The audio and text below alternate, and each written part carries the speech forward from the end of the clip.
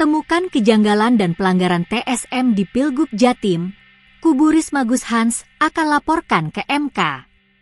Tim pemenangan pasangan Tri Risma Hirini, Risma, KH Zahrul Ashar Assunta, Gus Hans, akan membawa persoalan hasil Pilgub Jatim ke hukum melalui Mahkamah Konstitusi, MK.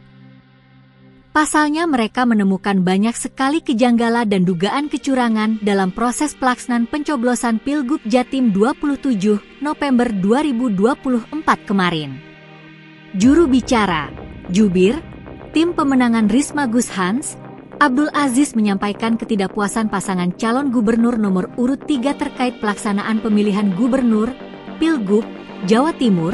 Mereka bahkan tidak mau menandatangani hasil rekapitulasi suara Pilgub Jatim yang kemarin malam selesai dilaksanakan oleh Komisi Pemilihan Umum, KPU, Jatim di Surabaya, Senin, 9 Desember 2024, malam.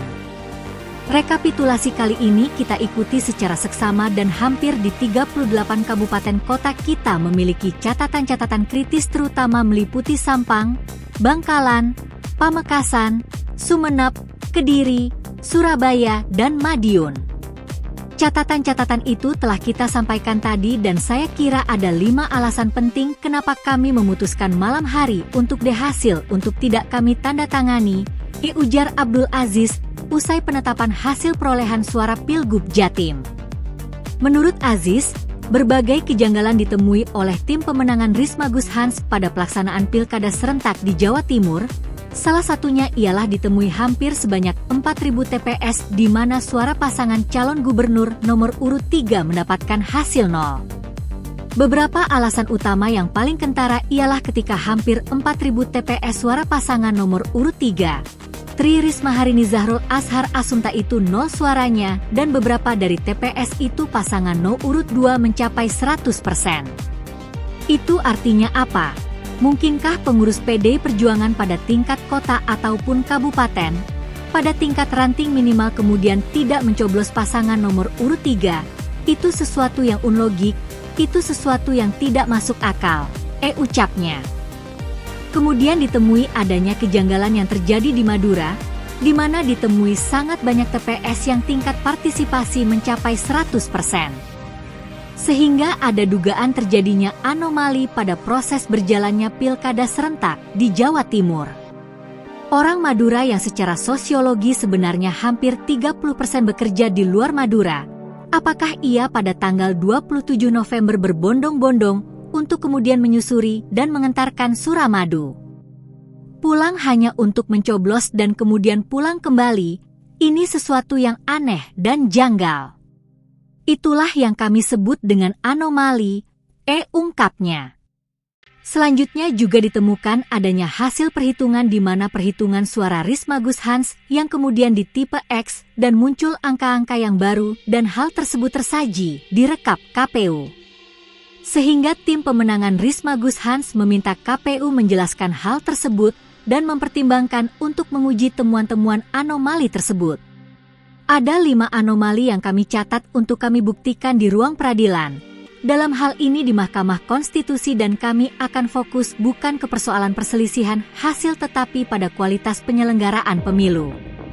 Yang kami anggap terjerembab, proses demokrasi tidak berjalan dengan sehat bahkan terancam mati demokrasi di Jawa Timur ini, tuturnya. Tim pemenangan Risma Gus Hans lanjut Aziz, menyatakan tidak akan dia menghadapi fenomena anomali yang terjadi pada Pilgub Jawa Timur 2024, sebab telah terjadi degradasi demokrasi sehingga perlu dilakukannya perlawanan agar tidak lagi terjadi kasus serupa di pilkada selanjutnya. Kalau penyelenggaraannya kemudian tidak ideal dan tidak memenuhi standar demokrasi yang diajarkan oleh para pendiri bangsa, maka persoalan ini tidak boleh didiamkan. Karena mendiamkan sama dengan membenarkan dan membenarkan sama dengan melakukannya. Dan kami di Paslon 03 dalam hal ini PDI Perjuangan akan mengambil posisi untuk hadap-hadapan untuk menguji temuan-temuan itu yang menjadi anomali Pilgub di Jawa Timur, imbuhnya. Abdul Aziz pun menjelaskan bahwa pihaknya telah mempersiapkan bukti-bukti terkait kecurangan yang berlangsung terstruktur sistematis dan masif, TSM, yang terjadi di Jawa Timur. Bukti-bukti sudah kami kantongi. Data dari Sirekap dan ada data-data hasil kerja para saksi serta relawan yang memverifikasi dan melakukan berita acara wawancara. Untuk beberapa titik-titik kita akan mengukur yang pertama bagaimana terstrukturnya, kedua sistematisnya, dan ketiga masifnya. Kalau terjadi di satu tempat kan itu tidak terstruktur, tidak sistematis, dan tidak masif. Tapi kalau kemudian banyak tempat merepresentasi secara proporsional maka kami duga TSM itu terjadi. Jelasnya. Ia pun menegaskan bahwa pihaknya tidak akan membahas terkait perselisihan hasil suara, akan tetapi akan berfokus pada proses berjalannya Pilkada serentak 2024 yang tidak berlangsung secara demokratis sehingga ditemuinya kecurangan secara TSM yang berpotensi adanya petitum diskualifikasi calon pada Pilgub Jatim. Kita tidak akan bicara soal angka perselisihan hasil, tetapi proses yang tidak demokratis dan tidak berintegritas itu yang akan kita soal dan sajikan sehingga berpotensi ada petitum untuk diskualifikasi calon, pungkasnya. Seperti diketahui rapat pleno rekapitulasi hasil perolehan suara Pilgub Jatim 2024 usai digelar oleh KPU Jatim mulai Minggu sampai Senin, 08.09.12.24 malam.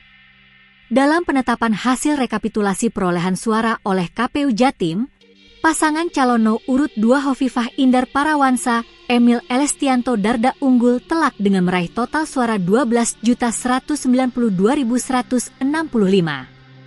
Sedangkan paslon nomor urut 3 Tri Risma Harini, Risma, KH Zahrul Ashar Asumta, Gus Hans, mendapat total 6.743.095. Adapun paslon nomor urut 1 yakni Luluk Nur, Hamidah Lukmanul Hakim memperoleh total suara sebesar 1.797.332. Sementara untuk jumlah suara sah 20.732.592 suara dan yang tidak sah 1.204.610 suara. Dari 38 kota kabupaten di Jatim, pasangan Hovifah Emil menang di 36 kota kabupaten dan pasangan Risma Gus Hans hanya menang di 2 kota, yakni Surabaya dan kota Mojokerto. Sementara Luluk Lukman tidak satupun unggul di tingkat kota kabupaten.